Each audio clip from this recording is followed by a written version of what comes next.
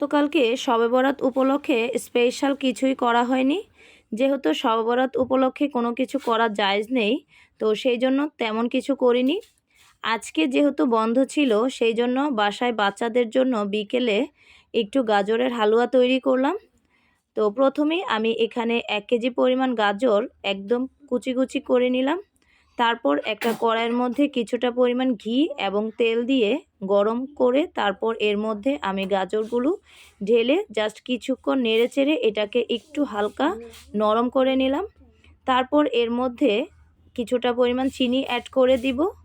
আর চিনিটা দেওয়ার পর কিন্তু আস্তে আস্তে চিনি থেকে পানি ছাড়বে। আর পানিটা মোটামুটি একটু শুকিয়ে আসলে এর সঙ্গে অন্যান্য যেই উপকরণ সেটা অ্যাড করতে হবে।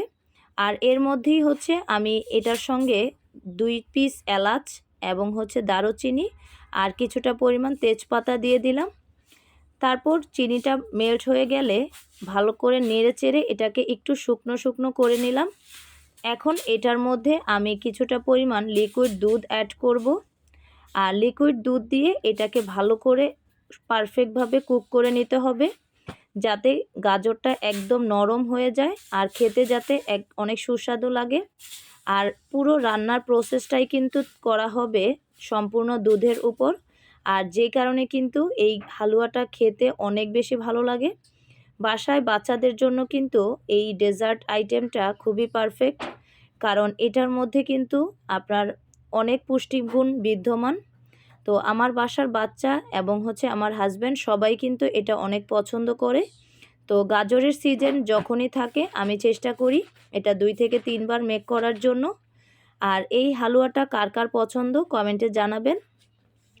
আর কারা কারা এই গাজরের হালুয়াটা তৈরি করেছেন ছবি শেয়ার করবেন। তারপর এই দুধটাকে একদম শুকিয়ে আসলে এর মধ্যে আমরা কিছুটা পরিমাণ গুঁড়া দুধ অ্যাড করে দিব। আর গুঁড়া দুধের পরিমাণ যদি একটু বেশি থাকে তাহলে কিন্তু একটা সুন্দর স্মেল আসে খেতে। আর যেহেতু এটার মধ্যে ঘি দেওয়া হয় তো সেই জন্য এটার একটা সুন্দর একটা স্মেল আসে এটা রান্না করার সময়। আর অনবরত নেড়েচেড়ে এটাকে রান্না করতে হবে। আর হালুয়া তৈরি করার ক্ষেত্রে এটাকে কিন্তু প্রথম থেকে শেষ অবধি একদম সামনে বসে থেকে এই রান্নাটা করতে হয়, তা না হলে কিন্তু এটা পুড়ে যাওয়া বা লেগে যাওয়ার একটা চান্স থাকে। আর আমার এই সুন্দর কড়াইয়ের মধ্যে রান্না করতে এত বেশি ভালো লাগে যে এটার মধ্যে লেগে যাওয়া বা হচ্ছে পুড়ে যাওয়ার কোনো চান্সই থাকে না। তো এবার হচ্ছে আমি এটাকে ভালো করে নেড়েচেড়ে একদম শুকনো করে তারপর চুলা থেকে নামিয়ে নিয়ে আসলাম। তারপর এটাকে ফ্যানের নিচে একটু ঠান্ডা করে নিলাম।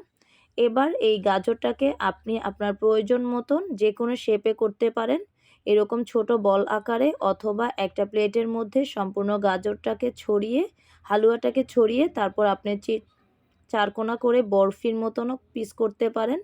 এটা আপনি আপনার প্রয়োজন মতন পিস করে নেবেন। তবে হালুয়াটা বানানোর পরে কিন্তু কয়েক মিনিটের মধ্যেই খাওয়া শেষ হয়ে গেল। আর আপনাদের বাসায় এইরকম হালুয়া তৈরি করলে বাচ্চারা কিন্তু খুবই পছন্দ করবে, তাই সবাই একবার হলেও ট্রাই করবেন।